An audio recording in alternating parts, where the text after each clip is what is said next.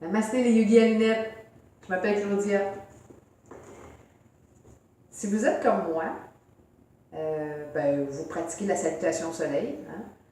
Puis, dans la salutation au soleil traditionnelle, il y a ce qu'on appelle Ashtanga Namaskara, la posture du 8 points d'ancrage. Cette posture-là, elle est entre la planche puis le cobra. Quand tu descends au sol avant d'aller à ton cobra, c'est là que tu vas dans ton 8 points d'ancrage. Je vais vous montrer ce que ça a l'air.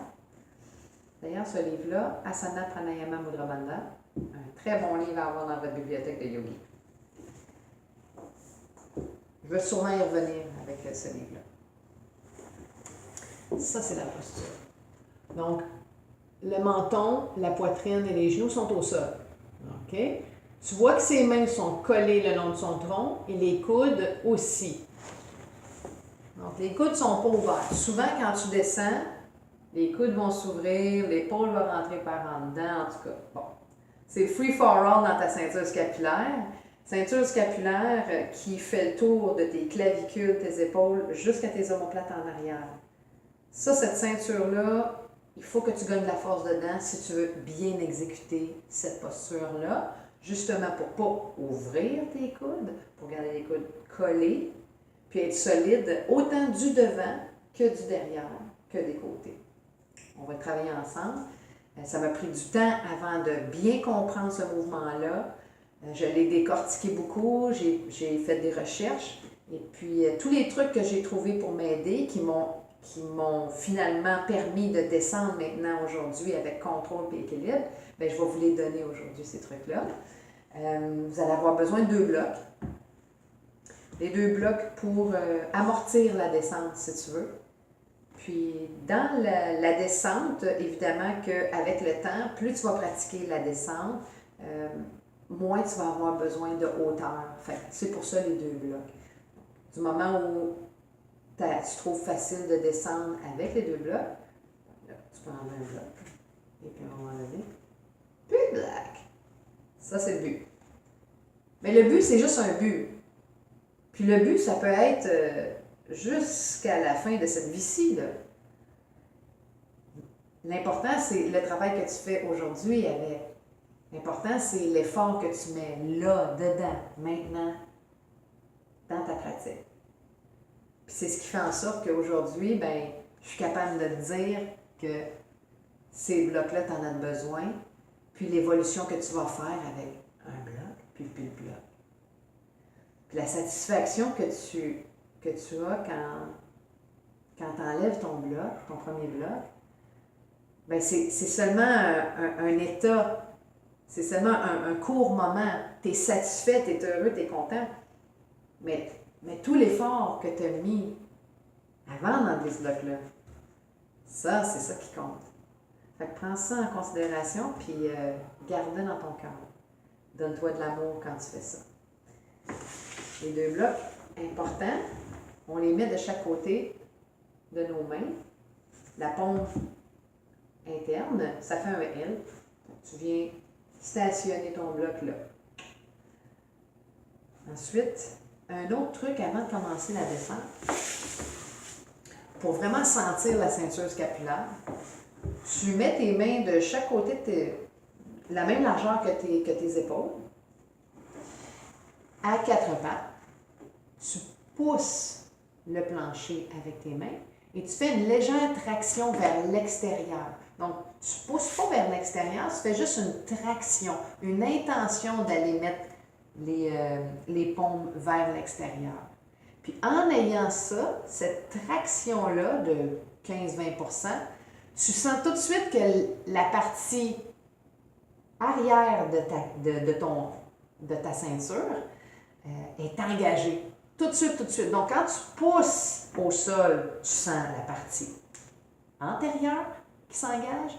Puis quand tu pousses une traction vers l'extérieur, là, tu sens la partie extérieure, arrière de ton dos qui s'engage.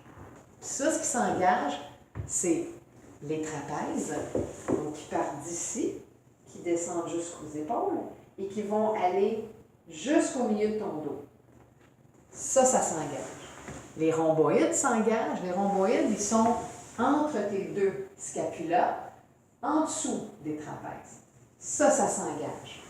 Dernière chose aussi qui s'engage, le grand dorsal. Fait que le grand dorsal, lui, il part de ta hanche, puis il s'en vient ici, jusqu'en dessous de ton bras. Le grand dorsal s'engage. D'ailleurs, quand tu fais ta traction, tu vas le sentir tout de suite ici sur les côtés. Quand tu sens ça, ça veut dire que là, tu es solide pour descendre dans ton 8 points d'ancrage. Puis ça, c'est super cool. Puis ça, des fois, ça va prendre du temps avant que tu commences à le sentir. Tu vas sentir des fois un bord plus que de l'autre, puis c'est bien correct. C'est parfait. Tu le acknowledges, tu le prends en considération, puis plus tu travailles avec, tu vas le sentir dans ton corps. Ah, peut-être parce que je pousse plus dans l'intérieur de ma main. Ah, peut-être parce que cette main-là, j'ai peut-être une petite rotation dans mon poignet. Fait que tu t'analyses en même temps, tu investigues ton corps. Puis ça aussi, c'est vraiment très sharp. Fait que, un coup que ça c'est fait, tu prends tes blocs et tu descends dans les 8 points d'ancrage. Donc, les mains sous les épaules. Donc, pas devant ni derrière. Égale distance. Je pose dans l'intérieur de mes mains. Je tractionne l'extérieur. Mes fessiers ne vont pas se squeezer, mais ils ne vont pas non plus sortir. Je veux garder une belle ligne droite avec toute ma colonne vertébrale. Ça fait en sorte que mes abdominaux sont engagés, mon corps est engagé, okay? Et ma ceinture pelvienne. Ça, on y reviendra à un autre moment donné, mais c'est surtout les fessiers, les muscles des hanches, les abdominaux, surtout le bas des abdominaux qui s'engagent.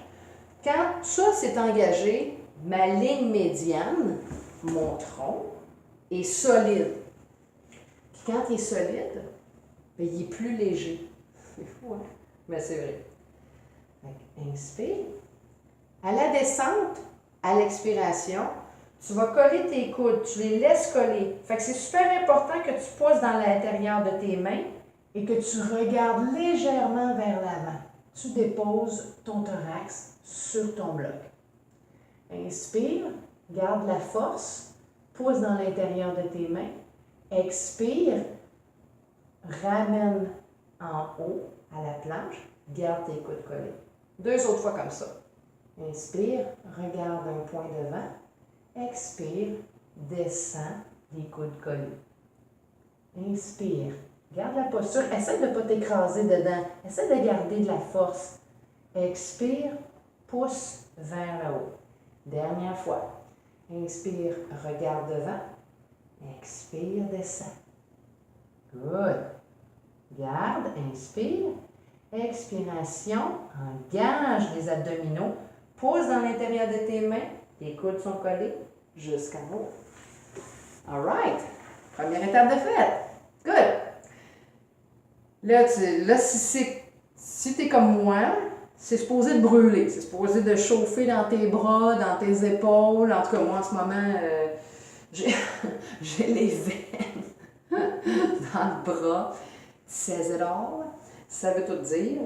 Fait que si tu le sens, c'est good, c'est parfait. Puis ça, tu veux le sentir. Tu veux sentir que ça chauffe dans tes muscles, que le sang circule, l'énergie est là, le prana est full pin dans ton corps, inside out. Ça, tu veux célébrer ça. S'il y a des sensations de piqûre ou c'est très sharp, comme une aiguille qui trempe, là, tu t'arrêtes tout de suite et puis tu réinvestigues ton corps. Hein? Il y a peut-être une épaule qui est peut-être trop vers l'avant ou tes mains ne sont pas bien positionnées, tes coudes ont peut-être sorti durant la descente. Donc ça c'est aussi des choses qu'il faut que tu analyses dans ton corps et puis que tu respectes aussi. Donc musculairement, quand ça chauffe et ça brûle, good, parfait. Fait que quand tu as pratiqué ça 1 fois, 2 fois, 3 fois, puis que là, ça fait 1 semaine que tu le fais, puis que là, tu sens, ça c'est bon, il faut que tu fasses ça tous les jours. Là. À chaque fois que tu vas pratiquer ta salutation au soleil, fais-la avec tes blocs, tu sais. Puis après ça, dans ton cobra, ben, tu pourras les tasser ou tu t'enlèves ton cobra pour une salutation ou 2, mais Hey, vas-y puis travaille-le. Quand ça c'est fait, puis que tu te sens solide, que tu sens que tu as le contrôle dans la descente, puis que quand tu t'appuies sur les blocs, que tu as le contrôle, que tu ne te sens pas effoiré par la gravité, pourquoi pas enlever un bloc? All right! On va travailler ensemble. Là, disons là, que là, ça fait une semaine que tu le travailles, puis que là, tu revisites mon vidéo. Fait on est semaine 2. On va mettre les mains de chaque côté du bloc. Même chose. J'engage ma ceinture scapulaire. Je pousse dans les mains. Je pousse dans l'intérieur de mes mains surtout. Et là, je vais faire la légère traction sur les côtés. Là, j'engage l'arrière de mon dos. Inspire, regarde légèrement devant. Expire, le nombril in, long, descend les coudes jusqu'au bloc. Dépose. Là, c'est dur de ne pas s'effoirer. Vas-y, force, inspire. Utilise la respiration. Pousse pour remonter vers le haut. 2 autres fois. Inspire, les abdominaux engagés, mes fesses ne sont pas sorties. Expire, colle les coudes, regarde devant. Pousse dans tes mains, descends doucement. Good, inspire. Essaie de garder ta force dans tes bras. Expire, remonte. Good. Dernière fois, inspire. Expire, descends. 3, 2, 1. Good. Inspire. Expire. Pousse. 3, 2, 2/4, 1/3/4, 1. Good. OK. Fait que ça aussi, tu peux jouer avec le compte, tu peux faire à 3, tu peux descendre à 4. Tu sais, quand tu passes de 2 blocs à 1 bloc. Puis même dans les premiers temps, quand tu fais tes à 2 blocs, tu peux prendre 3 secondes. Puis là, mets-toi au défi, au bout de 3-4 jours, peut-être que tu peux descendre en 5 secondes. T'sais. Puis de remonter aussi le même nombre de secondes. Ça met encore plus d'emphase sur ta force musculaire que tu vas avoir besoin pour Ashtanga Namaskara. Donc, voilà. J'espère que ça t'a aidé. Et puis, si tu as des questions, n'hésite pas. Fais-moi savoir ce que tu en penses. Fais-moi savoir où est-ce que tu en es rendu dans ton évolution. Si tu as aimé ça, like ma page. Et parle-en avec tes amis.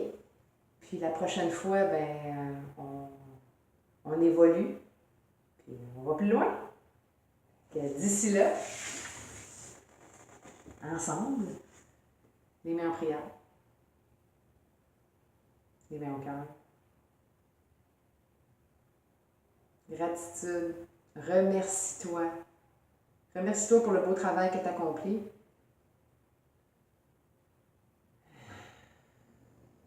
Puis merci d'avoir regardé ma vidéo. Namasté les Yoga Lunettes.